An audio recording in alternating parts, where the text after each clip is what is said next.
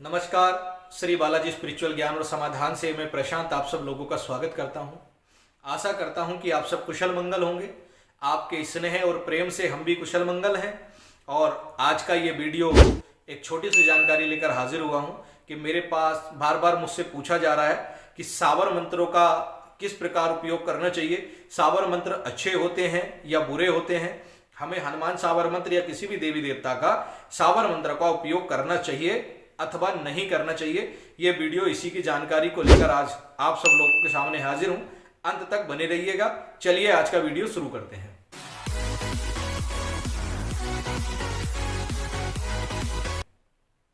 देखिए, ऐसा प्रचलन है और ऐसा माना गया है कि सावर मंत्र जो है बहुत प्रभावशाली होते हैं और बहुत प्रभावशाली ढंग से कार्य करते हैं। बहुत से लोग सावर मंत्रों का बहुत ज्यादा उपयोग करने लगे हैं। इसको तांत्रिक लाइन में, तंत्र लाइन में और भी लाइनों में, साधना के क्षेत्र में सावर मंत्रों का बहुत अत्यधिक उपयोग किया जाने लगा है।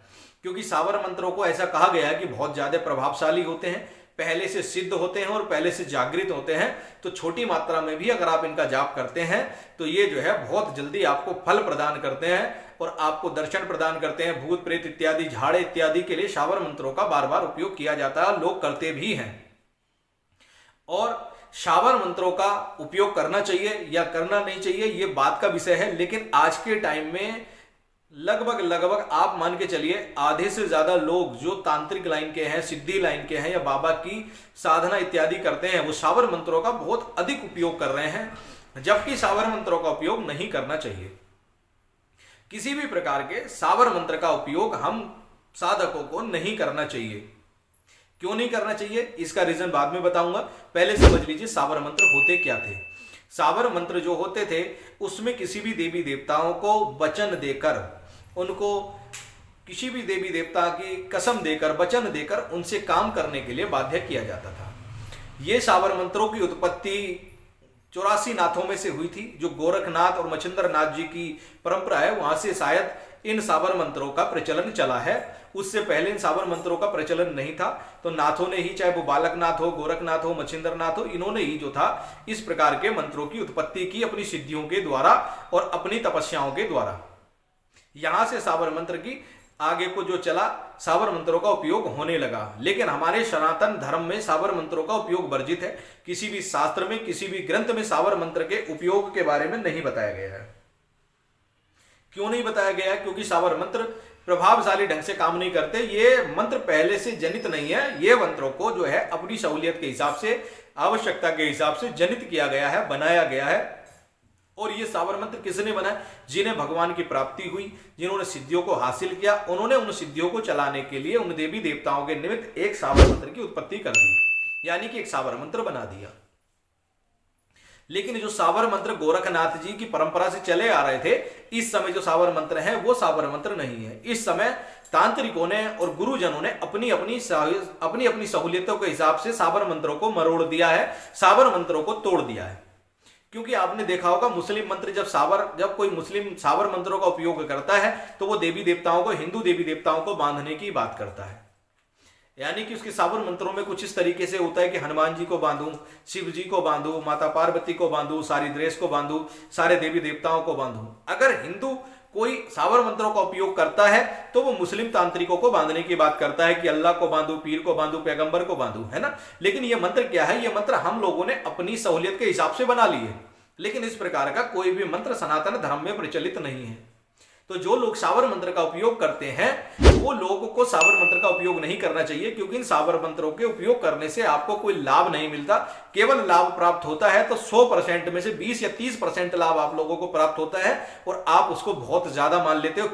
क्यों ज्यादा मान लेते हो? वो इसलिए मान लेते हो क्योंकि वो आपको तुरंत फल मिल जाता है। 20% जो आपको मिलना है वो तुरंत मिल जाता है। और जब आप वैदिक मंत्रों का जाप करते हो, वैदिक मंत्रों को आप पढ़ते हो, तो उसका फल काफी लंबे समय के बाद आपको मिलता है। तो जो चीज जल्दी प्राप्त हो जाती है लोग उसको अच्छा मान लेते हैं। लेकिन जो जितनी जल्दी प्राप्त होती है उतनी ही नुकसानदायक होती है, ऐसा मेरा मानना है। सावर मंत्रों के द्वारा कोई भी सिद्धि, कोई भी मंत्र को जाप कर करके भूत प्रेत को बांधना, निकालना, ये सब आप जल्दी से जल्दी कर लेते हो, लेकिन वो प्रभावशाली ढंग से नहीं काम करता है। जो सनातन धर्म में दिए गए वैदिक मंत्र काम कर जाते हैं, वो मंत्र साबर मंत्र काम नहीं कर पाते। तो इसलिए हम साबर मंत्रों को बिल्कुल भी अच्छा नहीं मानते और ना ही उनको हम करते हैं और ना ही किसी को करने की सलाह देते हैं। केवल वैदिक मंत्र हमारे शास्त्रों में जो दिए गए हैं किसी भी देवी देवता के, चाहे वो आप कोई भी देवी देवता ले लीजिए, माता शेरावाली की ले लीजिए, शिव जी ले लीजिए, गोरा पार्वती ले लीजिए, काली ले लीजिए, भैरव ले लीजिए, या कोई भी कुल देवता इत्यादि ले लीजिए, सबके एक वैदिक मंत्र दिए गए हैं। उन्हीं वैदिक मंत्रों का आप सब लोगों को जाप करना चाहिए। किसी भी प्रकार का साबर मंत्र का आप लोगों को उपयोग नहीं करना चाहिए। क्यों? क्योंकि साबर मंत्रों में कसम दी जाती है कि तुम्हें राम जी की सौगंध है, शिव जी की सौगंध है, तुम्हें इनकी सौगंध है, मेरा ये काम करिए, ये चीज करिए। अगर यही सौगंध आपको देकर कोई काम आपसे कराया जाए तो क्या आप अच्छे मन से करोगे? अगर आपको मैं आपकी कसम खिलाऊं, किसी आपके माता की, आपके भाई की, बहन की, किसी की भी, आपकी पत्नी की, किसी की भी मैं कसम दिलाकर आपको अगर आपसे काम कराऊं तो आप मेरा एक बार काम कर दोगे, दो बार काम कर दोगे, लेकिन तीसरी बार आप भी सोचोगे कि यार ये व्यक्ति तो बार बार काम कराने के लिए इसने एक शॉर्टकट तरीका ढूंढ लिया, मेरे को कसम दे देता है, मेरे से काम करा लेता है। फिर आप ही मेरा बुरा करने की सोचोगे कि जब भी आपको मौका लगेगा आप मेरा बुरा कर दोगे। क्यों? क्योंकि मैं आप पे दबाव बना रहा हूं। उसी प्रकार साबर मंत्रों का भी प्रयोग है। साबर मंत्र के जरिए आप अपने इष्ट देवता पर, अपने देवता पर, आपने जिस भी देवता को आप पूछते हो उसके ऊपर दबाव बनाते हो अपना काम कराने के लिए। आप उससे भक्ति से काम नहीं करा रहे हो, आप जबरदस्ती काम करा रहे हो, और वो देवता आपका काम भी कसमों में बंद कर रहा है, अपनी इच्छा से या खुशी से नहीं कर रहा। वो आपको सिद्धि दे, शक्ति दे, कुछ भी दे, लेकिन वो आपको आपके दबाव में आकर कर रहा है, क्योंकि आपने उसके प्रिय की, आपके उष्ट के इष्ट की, उसकी माता की, उसके कुल गुरु की आपने उसको कसम दे दी है। तो भैया एक बार फिर बता रहा हूं, साबर मंत्रों के चक्कर में मत पड़ो। हमारे वैदिक मंत्र बहुत स्ट्रांग हैं और वैदिक मंत्रों से बहुत कुछ प्राप्त किया जा सकता है, मोक्ष तक मिल जाता है। लेकिन साबर मंत्रों के द्वारा आपको मोक्ष नहीं मिल सकता। केवल संसारिक पूर्ति आप कर सकते हो, संसार की पूर्ति से ऊपर आप कुछ नहीं कर सकते। आप चाहे आपको मोक्ष मिल जाए, प्रभु के दर्शन मिल जाए, भक्ति मिल जाए, नहीं मिल जाएगी। आप साबर मंत्र के द्वारा केवल इमेजिनेशन कर सकते हो कि हाँ हनुमान जी खड़े हैं, पार्वती खड़ी है, ये काम हो गया, वो काम हो गया। वो केवल इमेजिनेशन है, वो दर्शन नहीं है। दर्शन अगर आपको करना है तो विश्वास के साथ वैदिक मंत्रों का उच्चारण कर कर ही आप कर सकते हो। उम्मीद करता हूं कि अब आपको समझ में आया होगा कि साबर मंत्र नहीं करने चाहिए। जब भी करो वैदिक मंत्र करो, वैदिक मंत्रों का जाप करो। वैदिक मंत्रों से आपको मन की शांति मिलेगी, आपके सारे कष्ट हटेंगे और आपके सारे कार्य बनेंगे। चक्कर में मत पड़ो, जितने भी साबर मंत्र हैं सब बेकार हैं, ये बनाए गए हैं। ओरिजिनल साबर मंत्र किसी के पास नहीं है। ओरिजिनल साबर मंत्र तो किसी के पास है ही नहीं। यहाँ पे जितने भी साबर मंत्र आप लोगों को आगे चेपे जाते हैं वो सब बनाए गए हैं। लोग अपनी सहूलियत के हिसाब से बना लेते हैं, फिर गुरु बनकर के आगे गुरु दीक्षा में वही चेपते रहते हैं। केवल वैदिक मंत्रों का उपयोग करिए। उम्मीद करता हूं मेरी दी हुई जानकारी अच्छी लगी होगी। अगर मेरी दी हुई जानकारी से आप संतुष्ट हैं तो मेरे चैनल को सब्सक्राइब करें, पास आए बेल आइकन को दबा दें, अधिक से अधिक मेरी वीडियो शेयर करें, कमेंट्स करें और अपनी कृपा और अपनी दृष्टि मेरे पे बरसाइए और अपने कमेंट मुझे प्रदान करिए। अगर मेरी वीडियो अच्छी लगती है तब भी और नहीं लगती है तब भी, ताकि हमें अगर अच्छी नहीं बनाते हैं तो हम उसमें सुधार करें और अच्छी लगती है तो हमें अधिक से अधिक वीडियो बनाने का प्रोत्साहन मिले। जय श्री बालाजी महाराज, जय महाकाल, जय श्री राम।